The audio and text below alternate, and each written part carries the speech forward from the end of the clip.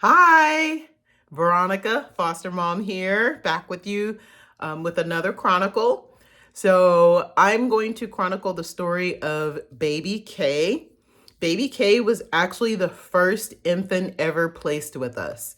So I know there are other videos, maybe about other babies. I know about baby O, and maybe even there'll be some about other babies, but baby K was actually the first infant ever placed with us. We had other placements, but this was the first time that we received a newborn. So we did receive that call from placement asking us if we would accept a baby. And then they went on to say, she was African American. She was probably about 3 days old. She was in the NICU due to drug exposure. But they had us at, do you want a baby? Right? So I don't even think I heard very much of what came after that. We were like, yes, super excited. I mentioned before in another video that all of us in the family are baby lovers. Like, we dote on the newborns. So we were super excited. Ran to the hospital to get this baby who was being discharged. And as soon as I'm in the hospital room and they wheel her in, I have to tell you, started getting nervous. Like, the baby was tiny. Like, I'm talking little bitty. Like, she didn't even look real. She looked like a little baby doll. And we haven't had a baby in the home in years, right? I told you I have biological children, but they're all adults. And of course, there have been relatives here and there, but a newborn, like, I was so nervous. And that staff was awesome. They had to picked up on it. Because even when they asked, do you want to hold her? I'm like, what? And they were like, you won't break her. And so I did hold her. But they were so awesome. The staff was awesome at discharge instructions. Like, there were even like videos that they allowed me to watch in the room. There was a TV. And so there were videos on like how to feed the baby, how to change the baby, how to care for the umbilical cord, a video about car seats, which I needed. I can't tell you that it's crazy that I couldn't remember anything about car seats, right? And so they did bring in a car seat, because that's the other thing. We're so excited about having this baby. We go rushing up to the hospital. We didn't have a car seat. So I don't know if this car seat came from DCS or if the hospital had, car seats to give to people like us in our situation, or if it was a donation. Not quite sure where it came from, but they gave us a car seat. They even brought it into the room, let me practice how to, buckle her in. And again, I had lost all my skills, y'all. I had forgotten everything. I took the little baby. She's swaddled, right? So she's all bundled up.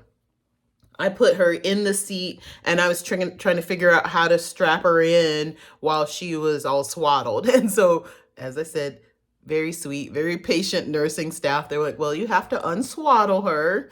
And so they unswaddled her, and then they put her in the seat, and then they showed me how to strap her in, and then they put the blanket back on her. Okay, so again, I chuckle about that now because it totally was something that I couldn't remember. So anyways, so baby's discharged. My husband even pulled up and they showed us how to buckle, how to put the car seat into the car. I can't say any of this has happened. We had other babies since then. I don't recall any of that happening with any of the other babies. So there weren't, those in-depth discharge instructions. There wasn't, hey, do you need a car seat? They were kind of like, here you go. I guess they said, look, she's an older woman. She must know how to do this.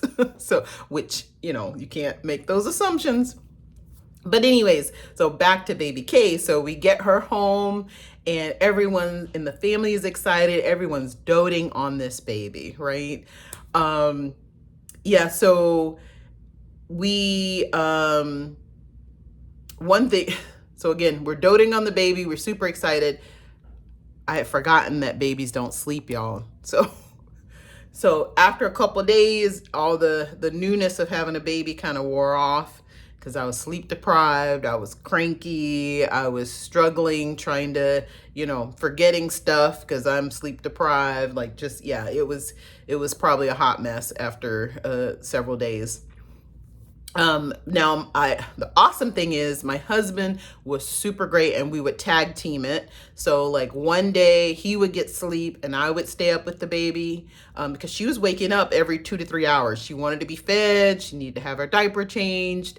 And so we didn't want both of us to be sleep deprived. So one night he would get sleep and I'd stay up with the baby. And then the next night, I would get sleep and then he would stay up with the baby. That way we at least had one adult in the house whose brain was functioning at their almost maximum capacity. And we both were still working at the time. So we have this newborn and we're trying to work and take care of other obligations that we had. Now, at some point, though, I did find out about, and it was such a blessing, I found out about that my employer has a family leave program. And so they provided paid leave for the birth of children, and that included foster children.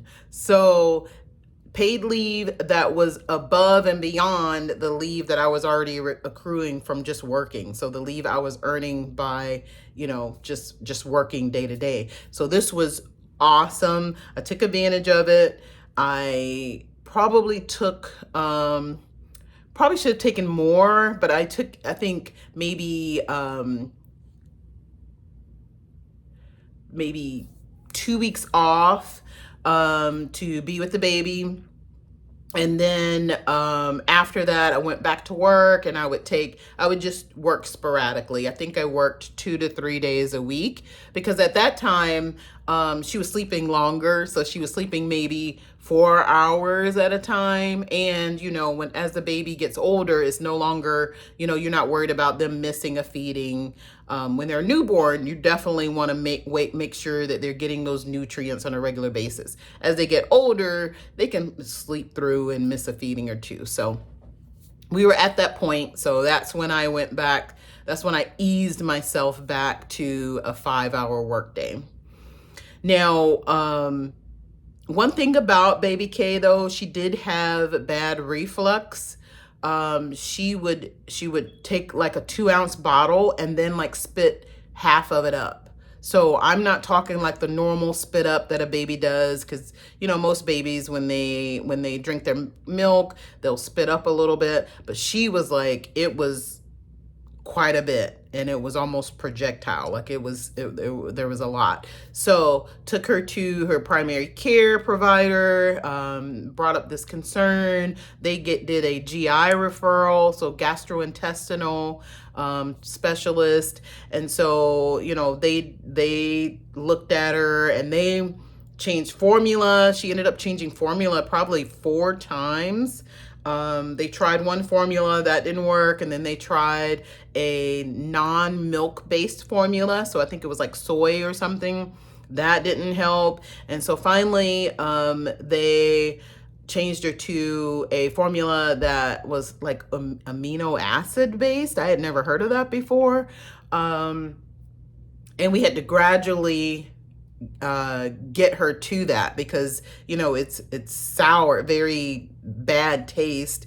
So I had to do like 3 ounces of regular formula and then 1 ounce of the amino acid based one, and then gradually increased it to half and half, and then 3/4 of the amino acids, and then finally it was all of this amino acid based formula. Now, fortunately, and because this formula is specialty formula, you could only get it through a pharmacy.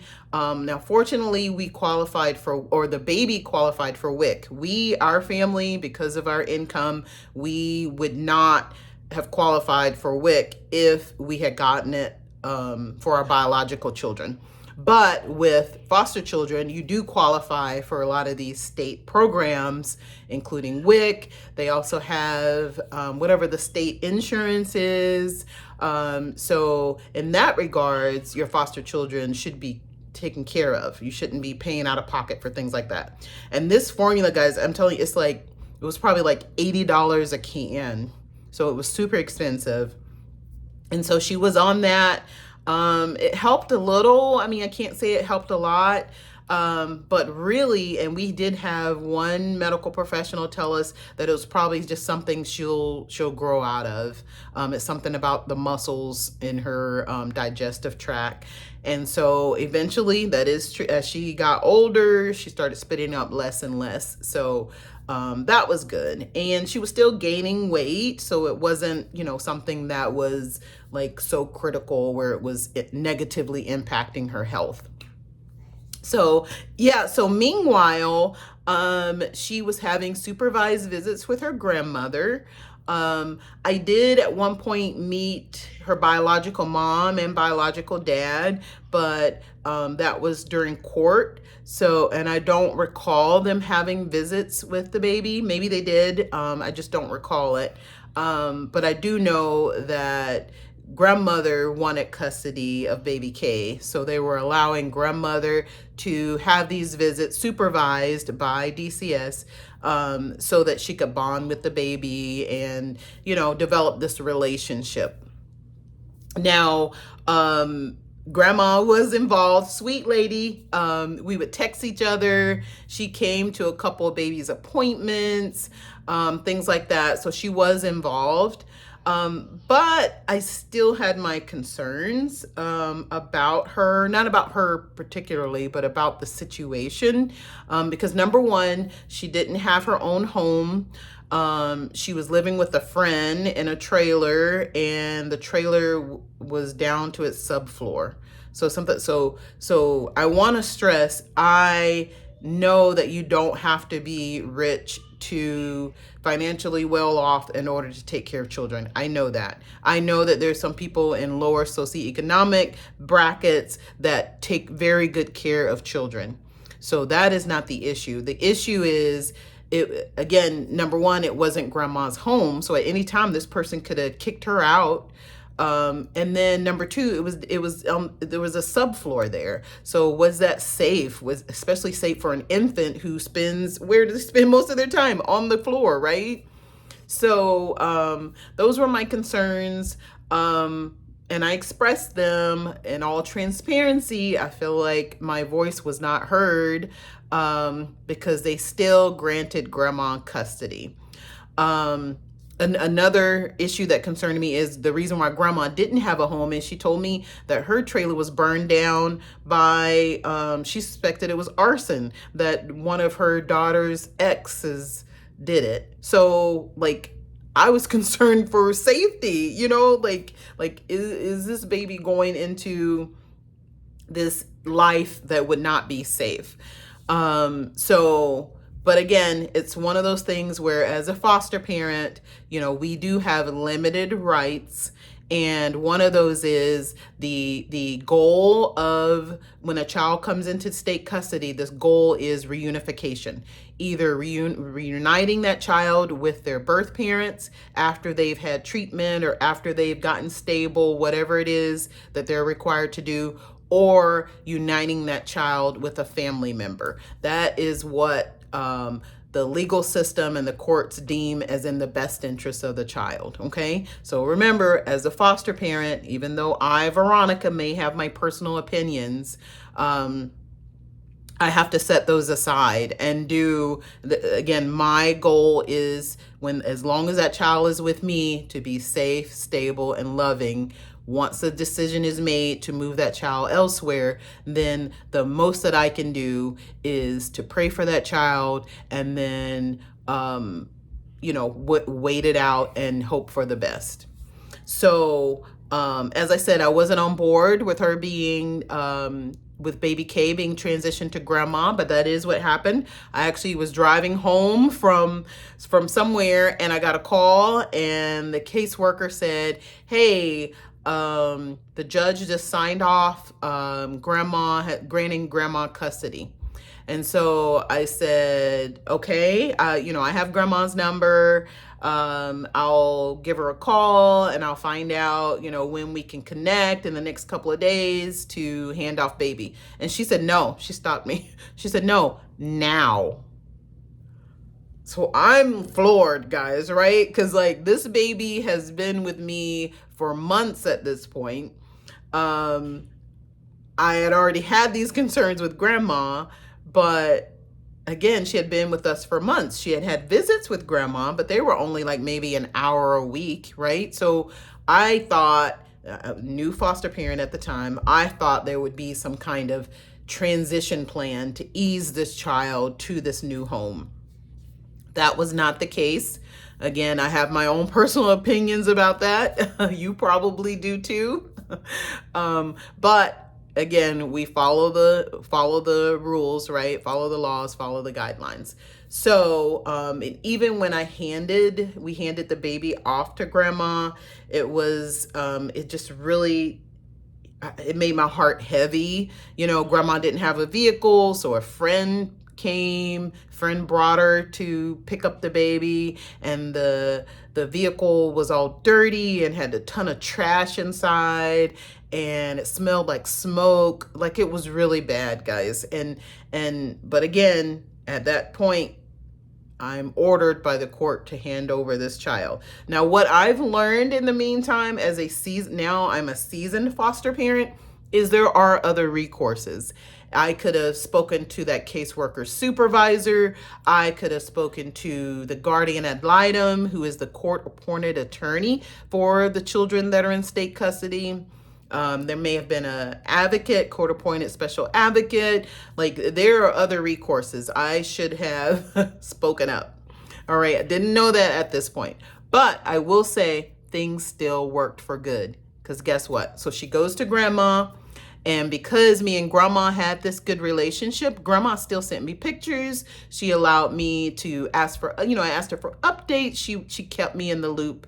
And at one point when grandma stopped communicating with me, I was concerned. And so I reached out to the worker and I said, hey, I haven't heard from grandma. I just need to know that this baby is okay.